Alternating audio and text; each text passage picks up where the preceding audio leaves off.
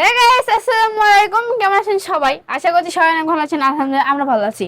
তো এখন কিন্তু আমরা পুরোপুরি ভাবে প্রস্তুত নানির বাসায় যাওয়ার জন্য। দেখেন আমরা কত সুন্দর করে রেডি হয়ে আসছি। সুন্দর হচ্ছে কিনা জানি না, কিন্তু আমার মা দেখার জন্য মনটা খুব চাচ্ছে যে এখনই ছুটে চলে যায়, কিন্তু ছুটে চলে গেলে তো হচ্ছে না, গাড়ির চড়া লাগবে, 1.5-2 ঘন্টা লাগবে। চলো যাই।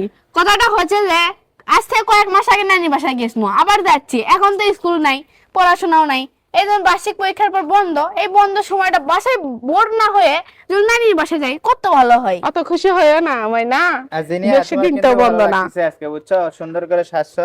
থ্যাংক ইউ বলার জন্য। তোমার আম্মুকেও ভালো লাগতেছে আজকে। Thank you. হ্যাঁ আম্মুকে।